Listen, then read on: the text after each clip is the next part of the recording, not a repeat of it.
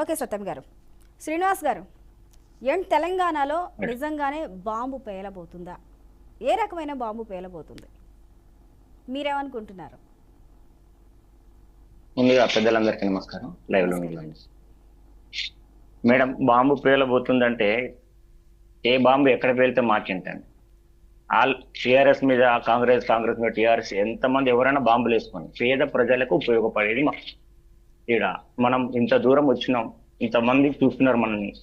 మనం మాట్లాడుకునేది పేద ప్రజలు ఏ నమ్మకం మీద ఎవరిని నమ్మి మీకు ఓటేసి అక్కడ కూర్చొని పెట్టారు. ఏ టాపిక్ ని డైవర్ట్ చేయడానికి హైడ్రా అనేది తీసుకొచ్చారు.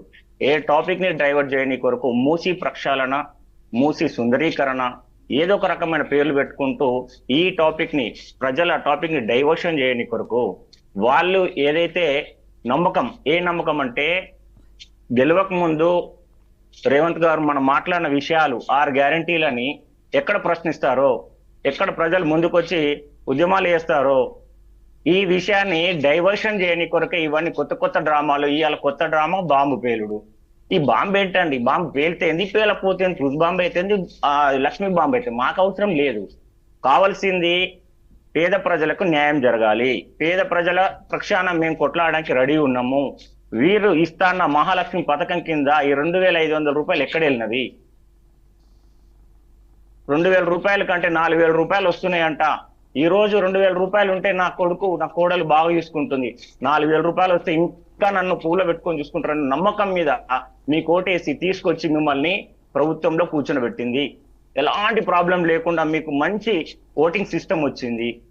ఇంకా మీరు పేద ప్రజలను పక్క పెట్టేసి ఏదో కమిషన్ల కొరకు 100 కోట్లు 1,00,000 కోట్లు అప్పులు తీసుకొచ్చి మూసి ప్రక్షాళన పేరు మీద ఈ అటెన్షన్ డైవర్షన్ కొరకే ఇలాంటి బాంబులు, ఈ ప్రక్షాళన ఇవన్నీ వస్తున్నాయని నేను అనుకుంటున్నాను మేడం. ఓకే, అంటే ఇప్పుడు తీసుకున్న హైడ్రా నిర్ణయం తప్పు అంటారా? ఎప్పుడు ఆ రోజు కూడా బీజేపీ ఆ రోజు కూడా నేను ఇంతకుముందు కూడా మేడం నేను మాట్లాడినా, సత్యవన్న గారు కూడా లైవ్ లో ఉన్నారు.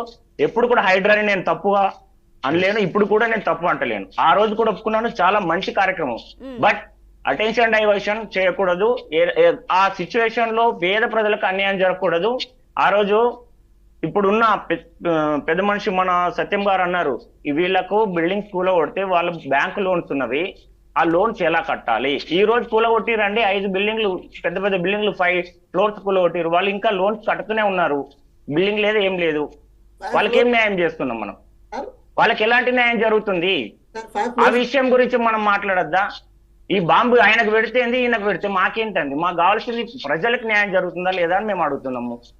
ఓకే ఓకే శ్రీనివాస్, ఒక నిమిషం. సతీష్ గారు విన్నారు కదా,